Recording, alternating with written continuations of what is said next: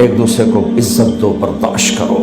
میرے نبی نے فرمایا بہترین مسلمان وہ ہے جو بیوی سے اچھا سلوک کرتا ہو، اور بیوی سے فرمایا میری شریعت میں سجدہ ہوتا تو بیوی سے کہتا خامند کو سجدہ کر۔ بہترین صدقہ اولاد کی تربیت ہے۔ پورا گھر میرے نبی نے نقشہ، ہر ایک کی قیمت بتائی۔ ماں تیرے قدموں تلے جنت، کہ کاش میری ماں زندہ ہوتی، تم دیکھتے میں کیا کرتا، میں عشاء کی نماز کے مصلی پر ہوتا، میں سورۃ فاتحہ پڑھ رہا ہوتا، ادھر سے آواز آتی میری ماں کی محمد، تو میں نماز توڑ کے کہتا لبیک اماں جان۔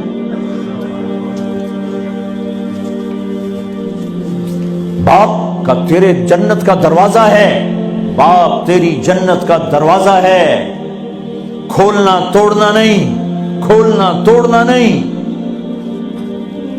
توڑ دیا تو جنت میں نہ جا سکو گے۔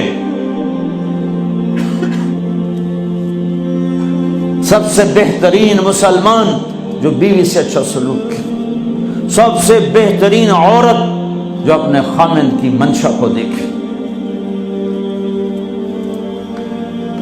پھر آپ نے ایک عجب بات فرمائی جو معاشرے میں بہت بوجھ بنتا ہے جس کا، ہاں بھائی تمہیں ایسا صدقہ بتاؤں جس سے بڑھ کے کوئی صدقہ نہیں، تمہیں ایسا صدقہ بتاؤں جس سے بڑھ کے کوئی صدقہ نہیں۔ انہوں نے کہا جی کیا؟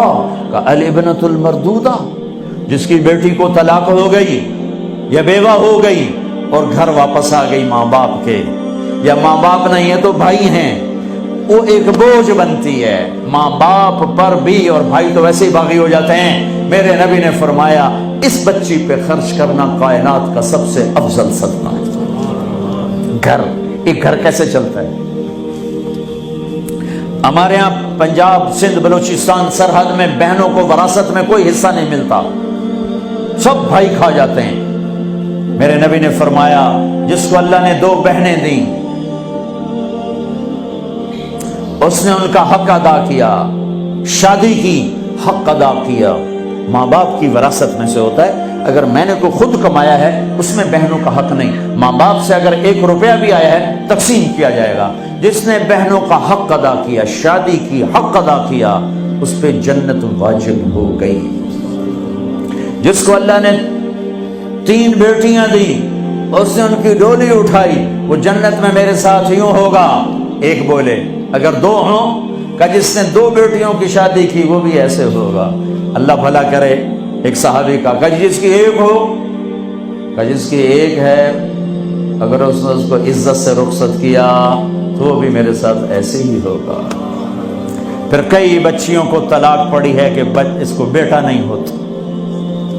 یہاں آنے سے پہلے کا واقعہ، پنڈی سے بچی رو رو برا حال اس کا، میں تو فون سنتا ہی نہیں ہوں ایسے کہ میرا تو کلیجہ پھٹ گیا ہے۔ ہے کہنے لگی کہ سسرال نے کہا تھا بیٹی ہوئی تو طلاق دے دیں۔ میں نے کہا اس میں میرا کیا قصور ہے، اور بیٹی ہی ہوئی اور مجھے طلاق پڑ گئی، اور میں گھر آ گئی 22 سال کی عمر میں۔ بیٹی دینے والا اللہ اور ظلم کرنے والا سسرال۔ میرے نبی کو اللہ نے بیٹے دے کے اٹھا لیے، قاسم اٹھا لیے، عبداللہ اٹھا لیے، ابراہیم اٹھا لیے، 4 بیٹیاں دی، 3 زندگی میں اٹھا لی، زینب، ام کلثوم، رقیہ، تینوں آنکھوں کے سامنے چلی گئیں۔ فاطمہ سے نسل چلی، آپ نے فرمایا لوگوں کی نسل بیٹے سے چلتی ہے، میری نسل میری بیٹی فاطمہ سے چلی۔ اس لعنت کو دھویا۔ عورت کا کیا قصور ہے اگر اس بیچاری کو بچیاں ہو رہی؟